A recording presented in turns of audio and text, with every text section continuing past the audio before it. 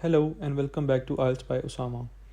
Today's video is all about punctuation and it is a very important topic. So if you are preparing for your IELTS exam and you are worried about your IELTS writing, or if you already appeared in the exam and you had a bad writing score, this could be a reason.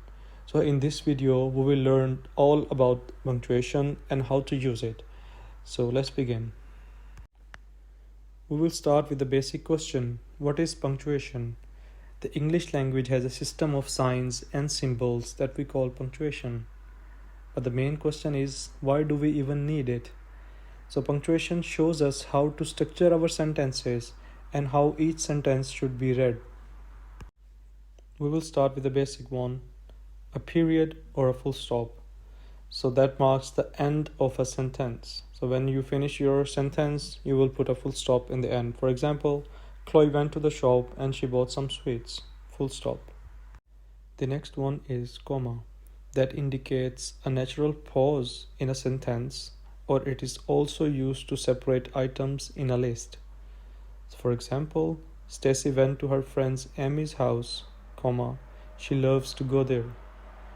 So there is something to remember here, that the alphabet coming after comma must not be capitalized.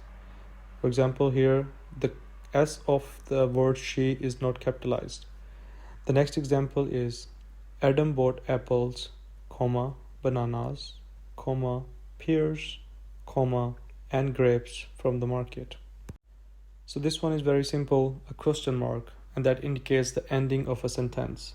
For example, how are you? We will use a question mark in the end. For how long is the bus journey to London from Cambridge? Question mark. That was an easy one. Let's move to the next one. The next is exclamation mark. So that is used to mark the end of a dramatic statement or sentence. For example, if you say stop and you emphasize on it, then you use an exclamation mark. Or you say don't run into the road, you will use a question mark. The next one is quotation mark. As the name indicates, quotation means to quote a direct speech. For example, I love to read a book, said Stacy. So that is said by Stacy, a direct speech, so you will include it into a quotation mark. The next one is, what did you do yesterday? Asked Lucy. So this is a question asked by Lucy, so you will quote it into a quotation mark. But do remember one thing, the question mark must remain inside the quotation mark. The next one is parentheses, and we also know them as round brackets, and they are usually used to separate extra information from the rest of the sentence or emphasize on something. Commas can also replace them without changing the sentence. For example, on the weekends I visit James. Bracket start, my best friend. My best friend here is something that is not essential, and without this the sentence make perfect sense. So you also put them in the parentheses or round brackets. Full stop. Yesterday, Friday was the last day of school. So if you don't write Friday, the rest of the sentence make perfect sense. So it is an additional information, so you put them in the parentheses or the round brackets. The next one is square brackets. Square brackets are usually used by editors to indicate some extra information. For example, the book states that when climbing it is important to be very safe.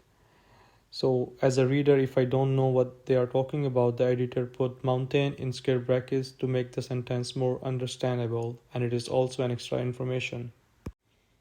The next punctuation is a slash, and that can be used to replace the word or, and it can also be used to separate the day, month, and year. So it has multi-purposes. So the example is, please explain to the lawyer when he/she arrives. Full stop. So you can also say, please explain to the lawyer when he or she arrives. Full stop.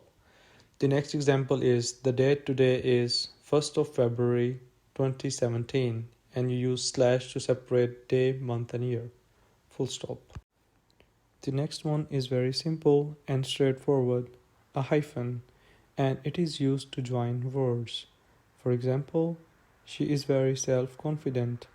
Self and confident are two different words, and they are joined here by a hyphen to make one, that is self-confident. Full stop. The next one is en dash, or commonly known as en dash. You have rarely heard it, but you use it all the time. and it indicates a period of time, range of numbers, or a distance. For example, she lived in London from 1999 and dash 2005 full stop. So you will read the sentence as she lived in London from 1999 to 2005. The next example is the flight from Dubai to UK is very long full stop. So the last punctuation is ellipsis points that you have commonly seen in English writing but you don't know the real use of them. So they are usually used when you have omitted some words. For example, you missed them or you forgot them or you want to have a pause in a speech or writing. For example, the quick brown fox jumps over the ellipsis points fence. So you missed some points about the fence here, so you just wrote the ellipsis points so the reader know that there is some more information here that is missing. The next example is about a pause in the speech, that is, I was just thinking, ellipsis points for a pause, never mind, full stop. That concludes our today's lecture about punctuation and today's video as well. So if you find this content helpful, please give this video a thumbs up. And if you like the channel, please do subscribe it. And please do share it with your colleagues or your friends who are learning English and having difficulties with English writing. Till the next video, please take care and thank you so much for listening.